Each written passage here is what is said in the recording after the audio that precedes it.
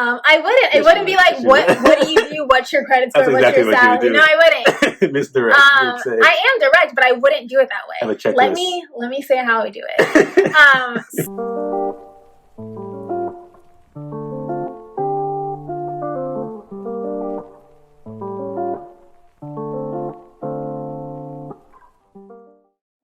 Hello, family, and welcome back to episode 4 of our series with my husband, LeVar Harris. And my beautiful wife, Brianna Swafford Harris. We're here to start the conversations in and around topics of finance that we believe we should all be having, with the hopes that you will find the language you need here to continue the conversations in your own homes. So, let's talk money. So, I want to start by asking you, have you heard of the term financial intimacy? Yes, I have. Really? I definitely have. What does it mean then? Not in context, but I have heard the term used before. And how was it used then? What context? In a way to be intimate in your finances. Did you just make that up? I've heard it before. I'm not going to say I remember when or where. Okay, That's not the first time I've heard that term. Okay, well that's pretty accurate. It's this idea of being able to fully disclose your finances, your savings, and your debt with your partner. Exactly. Okay. Exactly what I heard. Okay. So along those lines, how important is that to you? Because I was doing some research, as always, and according to a study done by Forbes, only 4 in 10 partners knew their significant other's salary. I don't think that's too surprising. I feel like when you're in a dating stage, a lot of times you may know what they do for work. You can kind of guess. I don't think you need to know the exact salary. Okay. So it's not too surprising, a statistic for myself. What about marriage? Marriage is definitely surprising and a little concerning. I think so. Okay, so along those lines, so today I wanted to talk about basically when is the right time to pop the question, right?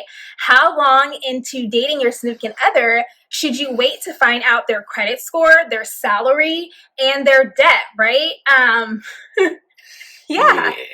It's a very touchy thing, and this is a continuation of our previous episode where we discussed the disclosure of salary in general, but again, amongst partnership, that takes it to a new level where we feel like there's this magic period of time, or whether there should be, where we can normalize when to ask those questions without giving off this idea that you're gold digging or have ill intentions. And like, I need a plane ticket, I'm trying to get flued out. Period. Obviously, I don't think the first date is appropriate, right? Even though you would ask someone what they do for a living, but I don't think the follow-up question should be, and then what's your salary? What's your credit score? How much student debt do you have, right? So for you and, your friends, I know some are still single. Select few, yeah. Is credit score... Is that a deal breaker? Is someone's credit score a deal breaker? Has it ever been discussed as it? Is that something you guys say? I'm going to say it's not a deal breaker because it's probably never been discussed. Oh, okay. I don't think I've ever had the conversation with my friends where we were like, oh, I'm dating XYZ and she has XYZ credit score. Yeah, okay. Yeah, I don't think it's a deal breaker at all. I know for myself it wasn't a deal breaker. Whether you had no credit or bad credit, it wouldn't have been a deal breaker for me. So if you were single, dating in your current age or so, how would you bring up that question of like credit score, etc.? So I think that I wouldn't necessarily ask it all at once. It wouldn't be, it wouldn't be like, what do you do? What's your credit score? What's your salary? No, I wouldn't. Misdirect. I am direct, but I wouldn't do it that way. Have a checklist. Let me say how I do it. So what I think people should do is kind of play it by milestones in the relationship. So I was thinking about this to kind of make it smoother. Yeah, like say you're going on a trip together, right? Oh boy. It's like, what kind of hotel do you want to stay at, right? Like if they're sending Imperial Palace.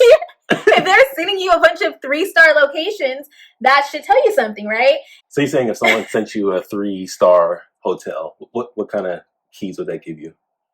I would just say, these reviews aren't that great. What made you want to stay here? And then if you've made them feel safe, they could just say, oh, you know what? Like, I'm really excited, but when I go on vacation, I don't spend a whole bunch of time in the hotel, so that's not what I prioritize. And, I'm trying to save for X, Y, and Z. And that's respectable. That's what I was going to get at. I was like, you're going to kill the Mr. Financial trying to save for the future because you want to stay in Imperial Palace.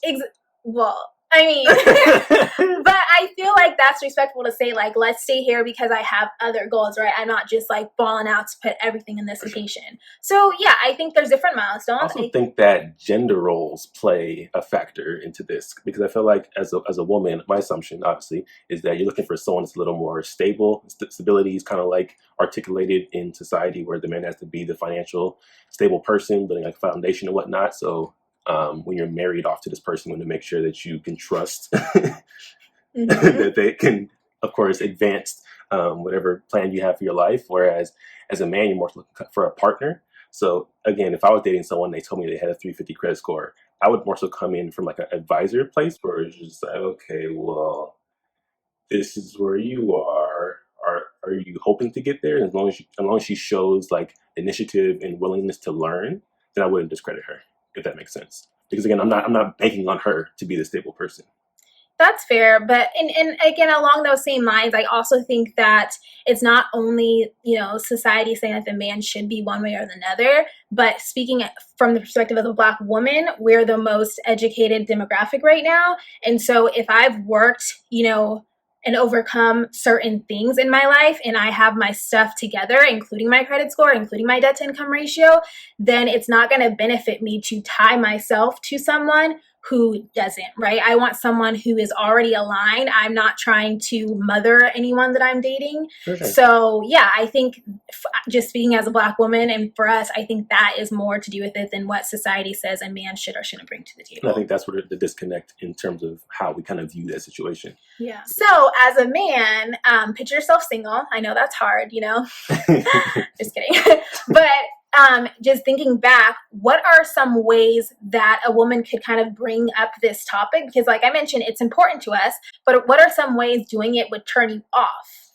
I think if a woman came to myself and just kind of just threw her resume on the table saying, this is what I do, this is what I make, this is my credit score, this is all the investments I have, I think that would turn a lot of men away because as a man, most men in general aren't looking for that necessarily from a woman. Yes, it's great to have, but it's not a requirement.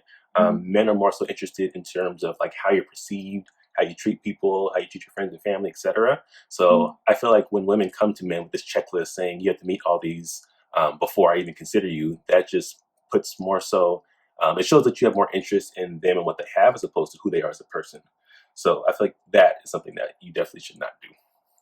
Interesting. I feel like that's hard to hear because not that I would, come to the table with a resume, but I do feel like, again, I shouldn't have to invest so much time, in you to find out this very key information that I would like to know before falling in love and all that, because otherwise my decision or my ability to sense what you told me, if it's negative, as a red flag, I think goes down the more time that women, connect with someone intimately. For sure. So it's kind of like, but I feel like also, trapping us. I mean, it's not a trap at all because I feel like a more fluid way to kind of bring that up to just be like, again, this is assuming you made it through 8 months, etc., and that you have some good kind of communication flowing where you say, this is something that's really important to me. I don't want to turn you off in any certain way, but I just want to kind of get a feel for what your thought is on like typical finances or how do you manage your finances.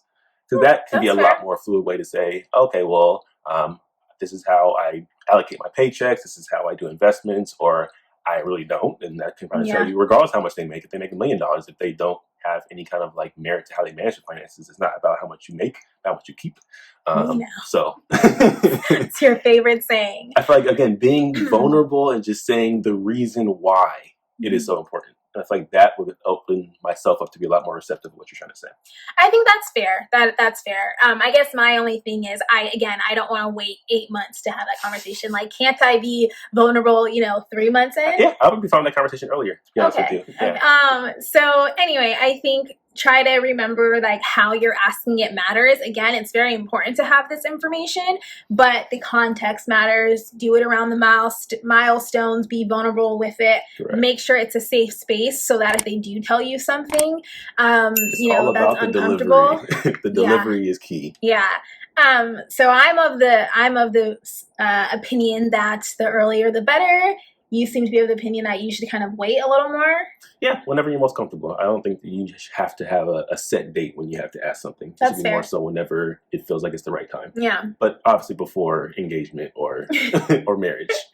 Okay, so let us know, when did you first bring up this topic of salary, debt, credit score with your significant other? Have you still not had the conversation and you're in a long-term engagement, relationship, entanglement, right? Maybe time to bring that up. Right. So let us know. Let us know what tips you used, how you brought it up. If you think that any of the suggestions we had were useful and you plan to use them, let us know how that goes too. We'd Please. like you to report back. And if you're at a point in your relationship where you're already managing finances together, we do have a course live in both of our bios, Maximizing Joint Finances. Click on the link and let us know what you think. Until next time, fam. All right, we're going to give you some rapid fire tips on how to increase your credit score. Go. Diversify your credit accounts. Number 2, keep your account balances low. Number 3, raise your credit card limits. Number 4, make multiple payments a month. Number 5, keep credit cards open to extend your credit history. Excellent.